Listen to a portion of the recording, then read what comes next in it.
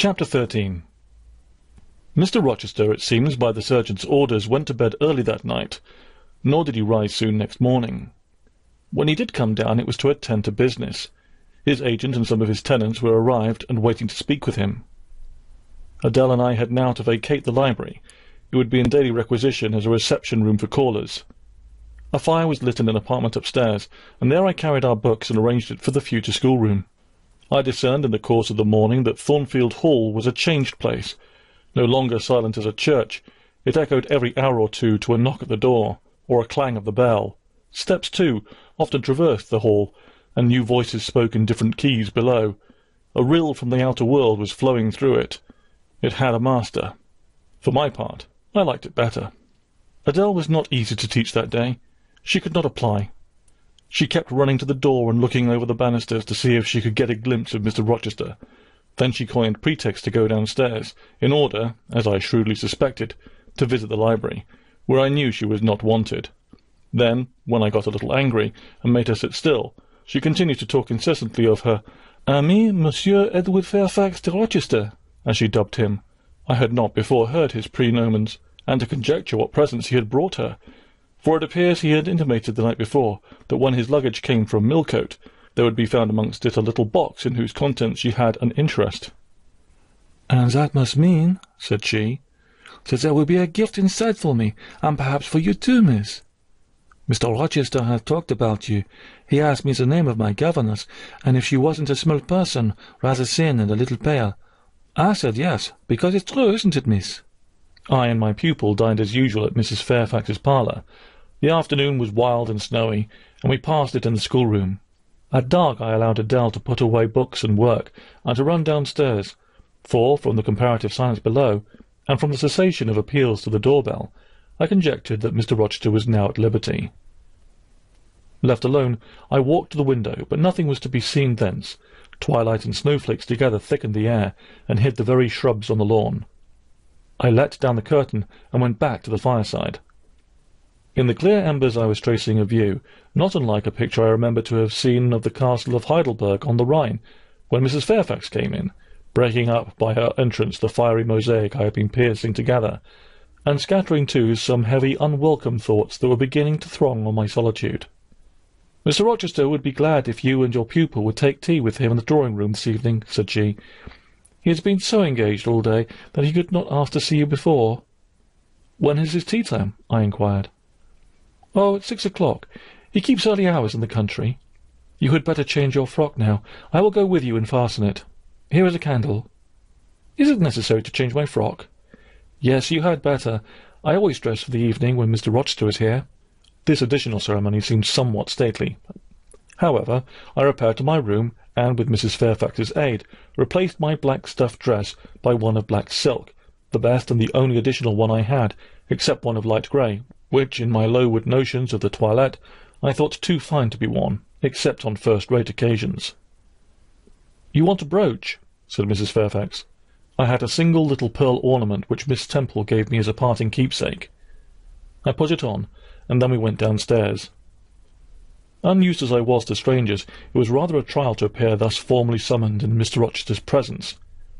I let Mrs. Fairfax precede me into the dining-room, and kept in her shade as we crossed that apartment, and, passing the arch, whose curtain was now dropped, entered the elegant recess beyond. 2 wax candles stood lighted on the table, and 2 on the mantelpiece. Basking in the light and heat of a superb fire lay Pilot. Adele knelt near him. Half reclined on a couch appeared Mr. Rochester, his foot supported by the cushion. He was looking at Adele and the dog. The fire shone full on his face. I knew my traveller with his broad and jetty eyebrows, his square forehead, made squarer by the horizontal sweep of his black hair.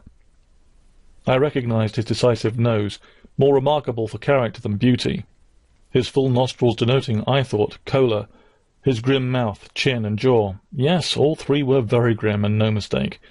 His shape, now divested of cloak, I perceived harmonized in squareness with his physiognomy. I suppose it was a good figure in the athletic sense of the term, broad-chested and thin-flanked, though neither tall nor graceful. Mr. Rochester must have been aware of the entrance of Mrs. Fairfax and myself, but it appeared he was not in the mood to notice us, for he never lifted his head as we approached. "Here is Miss Eyre, sir," said Mrs. Fairfax in her quiet way. He bowed, still not taking his eyes from the group of the dog and the child. "Let Miss Eyre be seated," said he, and there was something in the forced stiff bow, in the impatient yet formal tone, which seemed further to express, "What the deuce is it to me whether Miss Eyre be there or not? At this moment I am not disposed to accost her." I sat down, quite disembarrassed. A reception of finished politeness would probably have confused me.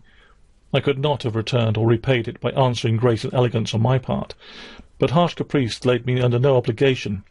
On the contrary, a decent quiescence under the freak of manner gave me the advantage. Besides, the eccentricity of the proceeding was piquant. I felt interested to see how he would go on.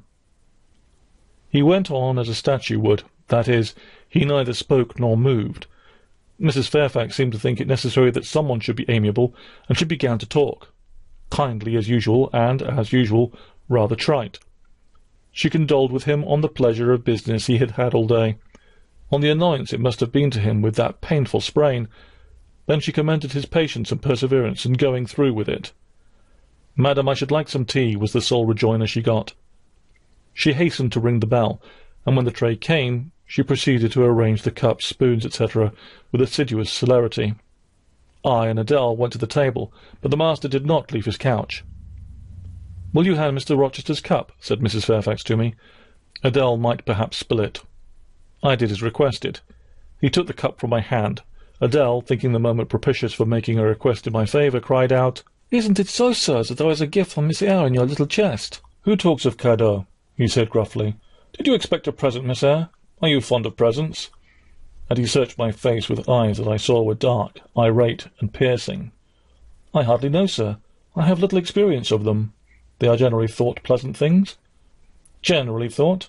But what do you think?" "I should be obliged to take time, sir, before I could give you an answer worthy of your acceptance. A present has many faces to it, has it not? Now one should consider all before pronouncing an opinion as to its nature. She demands a cadeau clamorously the moment she sees me. You beat about the bush. Because I have less confidence in my deserts than Adele has, she can prefer the claim of old acquaintance, and the right too of custom, for she says you have always been in the habit of giving her playthings. But if I had to make out a case, I should be puzzled, since I am a stranger and have done nothing to entitle me to an acknowledgment. Oh, don't fall back on over-modesty. I have examined Adele, and find you have taken great pains with her. She is not bright, she has no talents, yet in a short time she has made much improvement. Sir, you have now given me my cadeau. I am obliged to you. It is in the meed teachers most covet, praise of their pupils' progress." Said Mr. Rochester, as he took his tea in silence. "Come to the fire," said the master, when the tray was taken away, and Mrs. Fairfax had settled into a corner with her knitting. While Adele was leading me by the hand around the room, showing me the beautiful books and ornaments and the consoles and chiffoniers, we obeyed, as in duty bound. Adele wanted to take a seat on my knee, but she was ordered to amuse herself with Pilot. "You have been resident in my house 3 months?" "Yes, sir." "And you came from—" "From Lowood School, sir, in Shire." "Ah, a charitable concern. How long were you there?" 8 years. 8 years? You must be tenacious of life. I thought half the time in such a place would have done up any constitution. No wonder you have rather the look of another world. I marvelled where you had got that sort of face. When you came on me in Hay Lane last night, I thought unaccountably of fairy tales, and had half a mind to demand whether you had bewitched my horse. I am not sure yet. Who are your parents?" "I have none." "Nor ever had, I suppose. Do you remember them?" "No." "I thought not. And so you were waiting for your people when you sat on that stile?" "For whom, sir?" "For the men in green. It was a proper moonlight evening for them. Did I break through one of your rings, that you spread that damned ice on the causeway?" I shook my head. "The men in green all forsook England 100 years ago," said I, speaking as seriously as he had done, "and not even in Hay Lane, or the fields about it, could you find a trace of them. I don't think either summer or harvest or winter moon will ever shine on their revels more." Mrs. Fairfax had dropped her knitting, and, with raised eyebrows, seemed wondering what sort of talk this was. "Well," resumed Mr. Rochester, "if you disown parents, you must have some sort of kinsfolk, uncles and aunts." "No, none that I ever saw." "And your home?" "I have none." "Where do your brothers and sisters live?" "I have no brothers or sisters." Who recommended you to come here?" "I advertised, and Mrs. Fairfax answered my advertisement." "Yes," said the good lady, who now knew what ground we were upon, "and I am daily thankful for the choice Providence led me to make. Miss Eyre has been an invaluable companion to me, and a kind and careful teacher to Adele." "Don't trouble yourself to give her a character," returned Mr. Rochester. "Eulogiums will not bias me. I shall judge for myself. She began by felling my horse." "Sir?" said Mrs. Fairfax. "I have to thank her for this sprain." The widow looked bewildered. "Miss Eyre, have you ever lived in a town?" "No, sir." "Have you seen much society?" "None but the pupils and teachers of Lowood, and now the inmates of Thornfield." "Have you read much?" "Only such books as came in my way, and they have not been numerous or very learned." "You must have lived the life of a nun. No doubt you are well drilled in religious forms. Brocklehurst, who I understand directs Lowood, is a parson, is he not?" "Yes, sir." "And you girls probably worshipped him, as a convent full of religieuses would worship their director." "Oh, no." "You are very cool. No. What? A novice not worship her priest? That sounds blasphemous." I disliked Mr. Brocklehurst, and I was not alone in the feeling. He is a harsh man, at once pompous and meddling. He cut off our hair, and for economy's sake bought us his bad needles and thread, with which we could hardly sew. "That was very false economy," remarked Mrs. Fairfax, who now again caught the drift of the dialogue. "And was at the head and front of his offending?" demanded Mr. Rochester. "He starved us when he had the sole superintendence of the provision department, before the committee was appointed, and he bored us with long lectures once a week, and with evening readings from books of his own inditing, about sudden deaths and judgments, which made us afraid to go to bed." "What age were you when you went to Lowood?" "About 10. "And you stayed there 8 years. You are now, then, 18? I assented. "Arithmetic, you see, is useful. Without its aid I should hardly have been able to guess your age. It is a point difficult to fix where the features and countenance are so much at variance, as in your case. And now what did you learn at Lowood? Can you play?" "A little, of course. That is the established answer. Go into the library. I mean, if you please. Excuse my tone of command. I am used to say, 'Do this,' and it is done. I cannot alter my customary habits for one new inmate. Go then into the library, take a candle with you, leave the door open, sit down to the piano, and play a tune." I departed, obeying his directions. "Enough," he called out in a few minutes. "You play a little, I see, like any other English schoolgirl, perhaps rather better than some, but not well." I closed the piano and returned. Mr. Rochester continued, "Adele showed me some sketches this morning, which she said were yours. I don't know whether they were entirely of your doing. Probably a master aided you?" "No, indeed," I interjected. "Ah, that pricks pride. Well, fetch me your portfolio, if you can vouch for its contents being original, but don't pass your word unless you are certain. I can recognize patchwork." "Then I will say nothing, and you shall judge for yourself, sir." I brought the portfolio from the library. "Approach the table," said he, and I wheeled it to his couch. Adele and Mrs. Fairfax drew near to see the pictures. "No crowding," said Mr. Rochester. "Take the drawings from my hand as I finish with them, but don't push your faces up to mine." He deliberately scrutinized each sketch and painting. 3 he laid aside. The others, when he had examined them, he swept from him. "Take them off to the other table, Mrs. Fairfax," said he, "and look at them with Adele. You," glancing at me, "resume your seat and answer my questions. I perceive those pictures were done by one hand. Was that hand yours?" "Yes." "And when did you find time to do them? They have taken much time and some thought." "I did them in the last 2 vacations I spent at Lowood, when I had no other occupation." "Where did you get your copies?" "Out of my head." "That head I see now on your shoulders?" "Yes, sir." "Has it other furniture of the same kind within?" "I should think it may have. I should hope. Better." He spread the pictures before him, and again surveyed them alternately. While he is so occupied, I will tell you, reader, what they are, and first I must premise that they are nothing wonderful.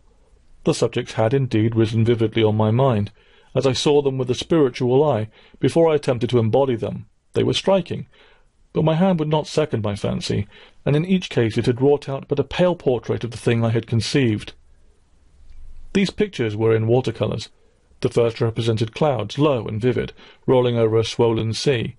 All the distance was an eclipse, so, too, was the foreground, or rather the nearest billows, for there was no land.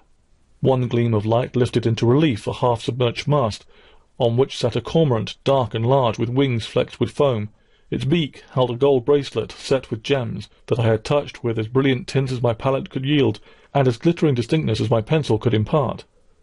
Sinking below the bird and mast, a drowned corpse glanced through the green water. A fair arm was the only limb clearly visible, whence the bracelet had been washed or torn. The second picture contained for foreground only the dim peak of a hill, with grass and some leaves slanting as if by a breeze. Beyond and above spread an expanse of sky, dark blue as twilight. Rising into the sky was a woman's shape to the bust, portrayed in tints as dusk and soft as I could combine. The dim forehead was crowned with a star. The lineaments below were seen as through a suffusion of vapour. The eyes shone dark and wild. The hair streamed shadowy, like a beamless cloud torn by storm or by electric travail. On the neck lay a pale reflection like moonlight. The same faint lustre touched the train of thin clouds from which rose and bowed this vision of the evening star. The third showed the pinnacle of an iceberg piercing a polar winter sky. A muster of northern lights reared their dim lances, close serried along the horizon. Throwing these into distance rose in the foreground a head, a colossal head, inclined towards the iceberg and resting against it. Two thin hands joined under the forehead and supporting it, drew up before the lower features a sable veil, a brow quite bloodless, white as bone, and an eye hollow and fixed, blank of meaning but for the glassiness of despair alone were visible. Above the temples, amidst wreathed turban folds of black drapery, vague in its character and consistency as cloud, gleamed a ring of white flame, gemmed with sparkles of a more lurid tinge. What it diademed was the shape which shape had none.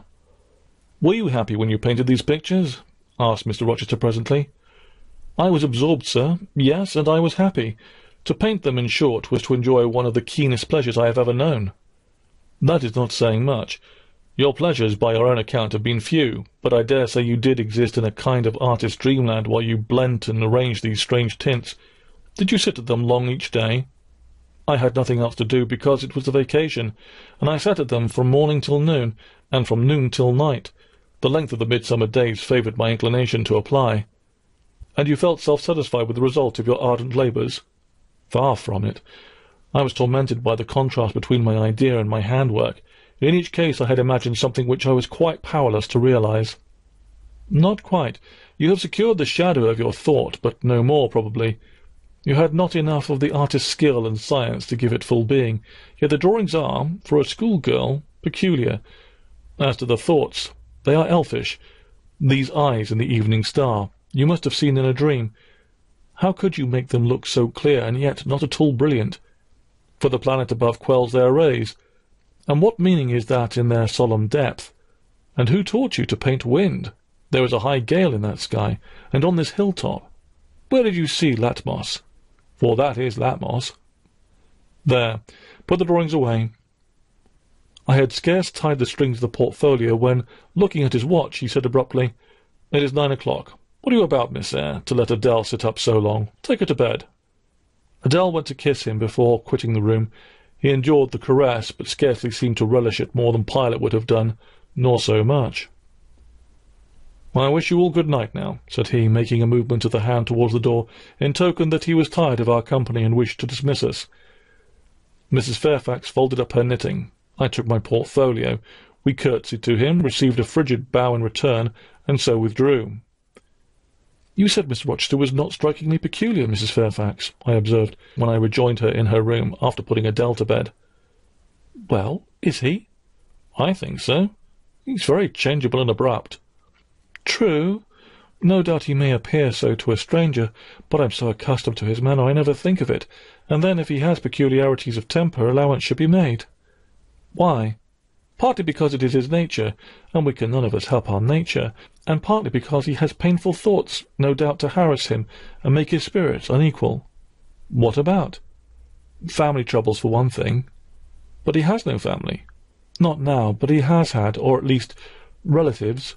He lost his elder brother a few years since." "His elder brother?" "Yes, the present Mr. Rochester has not been very long in possession of the property, only about 9 years." "9 years is a tolerable time. Was he so very fond of his brother as to be still inconsolable for his loss?" "Why, no, perhaps not. I believe there were some misunderstandings between them. Mr. Rowland Rochester was not quite just to Mr. Edward, and perhaps he prejudiced his father against him. The old gentleman was fond of money and anxious to keep the family estates together. He did not like to diminish the property by division, and yet he was anxious that Mr. Edward should have wealth too, to keep up the consequence of the name, and soon after he was of age, some steps were taken that were not quite fair and made a great deal of mischief. Old Mr. Rochester and Mr. Rowland combined to bring Mr. Edward into what he considered a painful position for the sake of making his fortune. What the precise nature of that position was I never clearly knew, but his spirit could not brook what he had to suffer in it. He is not very forgiving. He broke with his family, and now for many years he has led an unsettled kind of life. I don't think he has ever been resident at Thornfield for a fortnight together, since the death of his brother, without a will, left him master of the estate, and indeed no wonder he shuns the old place. Why should he shun it? Perhaps he thinks it gloomy. The answer was evasive.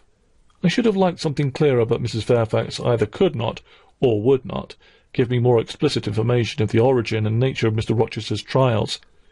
She averred they were a mystery to herself, and that what she knew was chiefly from conjecture. It was evident, indeed, that she wished me to drop the subject, which I did accordingly.